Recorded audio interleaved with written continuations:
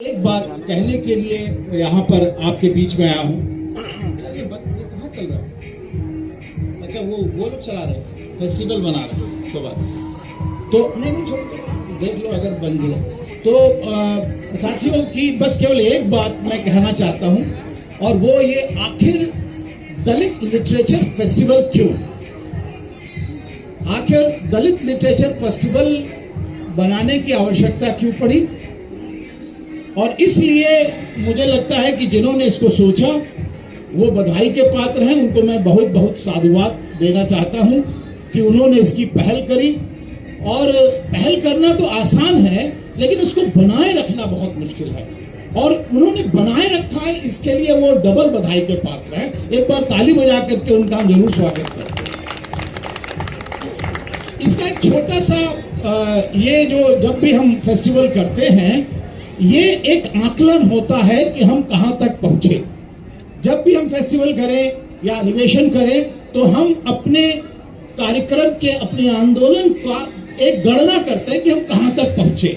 और मुझे लगता है कि जैसे जैसे कि मैंने कार्यक्रम की एक लिस्ट देखी, अभी बहुत बड़ी, आपको पता होगा कि बहुत बड़ी लिस्ट है। इसमें वक्ताओं की लिस्ट तो प्रमोद जी, सुदेश जी जरूर बताएंगे, और जो कार्यकर्ता यहाँ पर बैठे हैं, कि लगातार ये लिस्ट वक्ताओं की बढ़ती चली जा रही है। और यह आपके सक्सेस का एक पैमाना हो सकता है कि किस प्रकार ये अट्रैक्ट कर रही है। पैरेलल सेशन चल रहे हैं, ये भी आपकी गुणवत्ता को दिखाता है। मैं चाहता था कि माननीय जो हमारे बेचैन साहब हैं, क्योंकि हमारे पास विश्वविद्यालय विधा में ये काम चल रहा है, और विश्वविद्यालय में केवल हमारा हिंदी विभाग का केवल एक विभागाध्यक्ष हुआ है, वो हुए हैं शिवराज सिंह बेचैन। हम चाहते हैं कि उनका आप अलग से जरूर खैर मकदम करेंगे, ये मेरी गुजारिश है, जिससे कि स्थापना हो कि हमारे बीच भी जो विभागाध्यक्ष हैं वो भी हिंदी विभाग में, जैसे कालीचरण सरहई साहब हुए। तो विश्वविद्यालय विधा का अपना जो सांस्कृतिक विरासत है वो अलग है, और दलित लेखक जो आए हैं विश्वविद्यालय के विधा से बाहर, उनकी अपनी एक छटा है।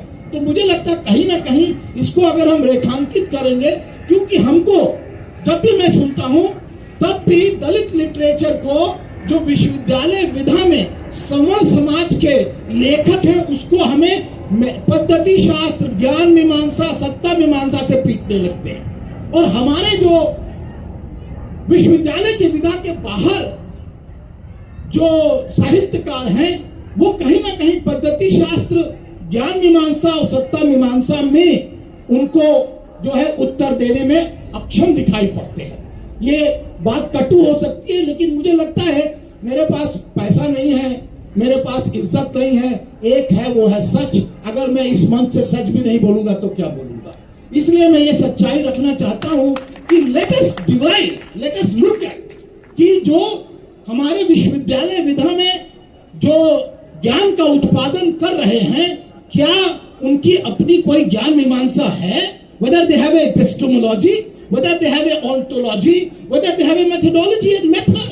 ये चार चीजें अगर हम बता ले जाएं तो इन अवधारणाओं को हम सचमुच जवाब दे सकते हैं उन्हीं की भाषा में। क्योंकि अक्सर दलित साहित्य पर एक क्रिटिसिज्म है, ये तो पुनरावृत्ति हो रही है, पुनरावृत्ति हो रही है, पुनरावृत्ति हो रही है, क्या इसकी कोई ज्ञान मीमांसा है या नहीं है?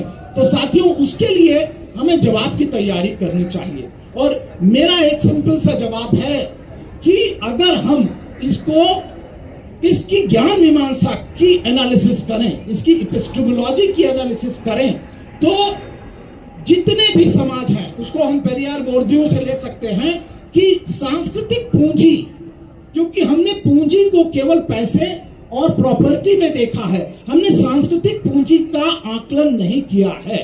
अगर हम सांस्कृतिक पूंजी का आकलन कर लें तो हम पाएंगे कि जितने भी लेखक हैं उनकी अपनी समाज के अंदर एक परिस्थिति, एक स्टेटस होता है, और उनकी सामाजिक पृष्ठभूमि के आधार पर उनकी अपनी सांस्कृतिक पूंजी होती है।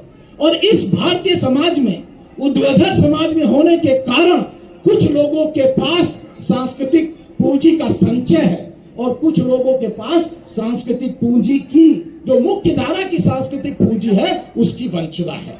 और इसलिए इस भारतीय समाज में जो मुख्य धारा के लेखक हैं, समाज के लेखक हैं, उनकी जो सामाजिक पृष्ठभूमि है, जिसके अंदर सामाजिक या सांस्कृतिक पूंजी की भरमार है, एक्यूमुलेशन ऑफ कल्चर कैपिटल, उनकी सामाजिक चेतना का, उनकी जो चेतना है उसका सृजन इस पूरी सांस्कृतिक भरी हुई सामाजिक सांस्कृतिक पूंजी की जो है चेतना का सृजन हुआ।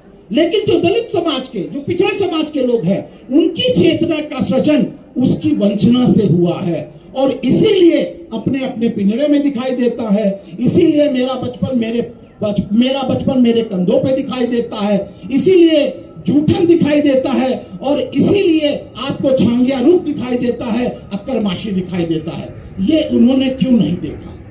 ये जोड़ी उन्होंने क्यों नहीं देखी इस बात को? क्योंकि उनकी जो सामाजिक चेतना का सृजन है वो सांस्कृतिक पूंजी जो थी वो आ रही थी रामायण से, रामचरितमानस से, वो महाभारत से, वो मंदिर से, वो आ रही थी बाकायदा अट्टालिकाओं जो सजी हुई थी महलों से। उन्होंने कभी वो पीड़ा वो नहीं देखी। इसलिए साथियों, यह ज्ञान मीमांसा का प्रश्न है कि हमारी चेतना का सृजन किससे होता है? क्या हमारी चेतना का सृजन सांस्कृतिक पूंजी के संचय से है या सांस्कृतिक पूंजी की वंचना से है? अगर वंचना से है साथियों, तो इसलिए ये दलित लिटरेचर फेस्टिवल अलग दिखाई पड़ेगा, क्योंकि हमारे पास वो वंचना नहीं, हमारे वो संचय नहीं है जो आपने लिखा। अगर इसलिए ये कहीं ना कहीं जो आपने दलित लिटरेचर फेस्टिवल लगाया है, ये है बाकायदा सांस्कृतिक पूंजी की वंचना के आधार पर जो सृजित चेतना है उसके ज्ञान के उत्पादन से ये जो है फेस्टिवल लगाया गया है, ये मेरा मानना है। इसमें और बहुत सी बातें हो सकती है, लेकिन आज इतनी ही कि हमको जब भी हम दलित साहित्य की बात करें, दलित लेखन की बात करें, तो उसकी ज्ञान मीमांसा की बात करें। और ज्ञान मीमांसा कुछ और नहीं, वो है स्रोत, जिस स्रोत से आपकी चेतना का सृजन हो रहा है और जिस चेतना से आपका सृजन है, आप उसी से ज्ञान का उत्पादन करते हैं। और इसलिए हमारी चेतना का सृजन अलग है, इसलिए हमारे ज्ञान का उत्पादन भी अलग है और इसलिए दलित साहित्य अलग है, अलग है, अलग है। धन्यवाद। मैं क्योंकि ये